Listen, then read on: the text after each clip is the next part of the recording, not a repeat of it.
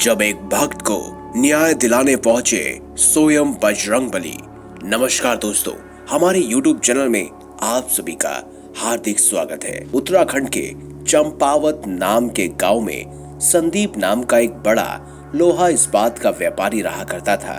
वो बड़ा ही लालची प्रवृत्ति का व्यक्ति था। साथ ही वह अपने कारखाने में काम करने वाले मजदूरों के कम पढ़े लिखे होने का फायदा उठाकर उन्हें ज्यादा तनख्वाह का लालच देकर काम पर रख लेता और बाद में झूठे कागजों पर अंगूठा लगवाकर उनसे धोखाधड़ी किया करता। संदीप बड़ा ही अमीर था तो कोई मजदूर उसके खिलाफ आवाज नहीं उठा पाता था। किसी का कितना भी नुकसान क्यों ना हो रहा हो, उसे किसी से कोई फर्क नहीं पड़ता था। सब कुछ संदीप के मन मुताबिक चल रहा था। तब एक दिन चंपावत में सोनू नाम का एक व्यक्ति काम की तलाश में आया।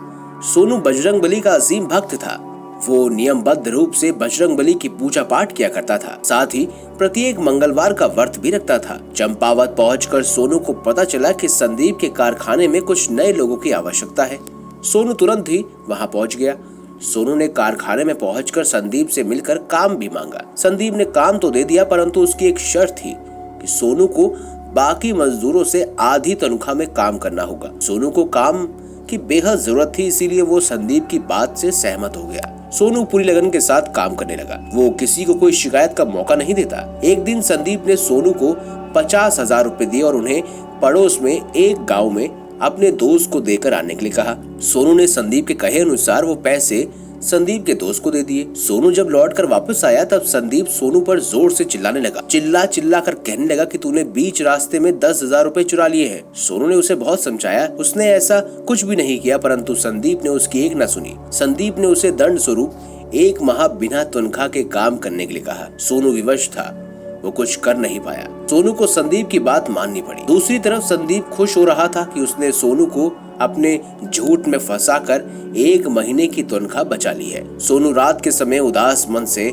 अपने घर की ओर बढ़ रहा था। तभी उसे एक हनुमान मंदिर दिखाई दिया। सोनू मंदिर में जाकर बजरंगबली को अपनी आप बीती सुनाते हुए रोने लगा और मदद की गुहार लगाने लगा। अगले दिन जब कारखाना खुला तब दरवाजे के पास सभी को पैसे का एक बंडल पड़ा दिखाई दिया। जब पैसों को उठाकर गिना गया तो वो 10,000 रुपए ही निकले। सभी मजदूरों ने वह पैसे अपने मालिक को लौटाकर कहा कि सोनू बेकसूर है, उसने कोई पैसे चुराए नहीं है। ये पैसा तो शायद आप ही से यहाँ पर गिर गया होगा। ये सब देखकर संदीप भी हैरानी में पड़ गया कि मैंने तो सोनू को पैसे ही कम दिए थे, फिर ये कहाँ से आए।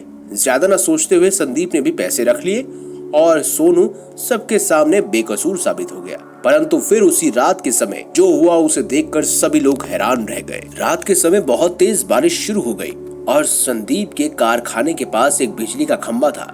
उसमें पानी के कारण एक बड़ा धमाका हुआ और उसके कारण पूरे कारखाने में आग लग गई। कारखाना पूरी तरह से जलकर राख हो गया, जिसके कारण सभी मजदूरों से झूठे कागजों पर अंगूठे लगवाए हुए कागज भी जल गए। सभी मजदूर अब आजाद थे। पर वहां पर हुआ सबसे बड़ा चमत्कार तो ये था कि बारिश के कारण कारखाने में आग लगी और आग जैसे ही तेज हुई बारिश रुक भी गई।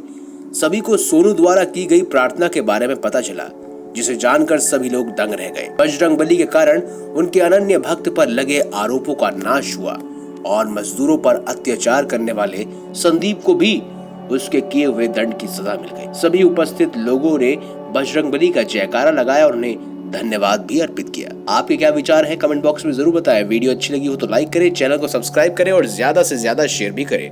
मिलेंगे अगली बार एक नई खास वीडियो के साथ। तब तक के लिए बहुत बहुत धन्यवाद। देखते रहिए हनुमान दर्शन।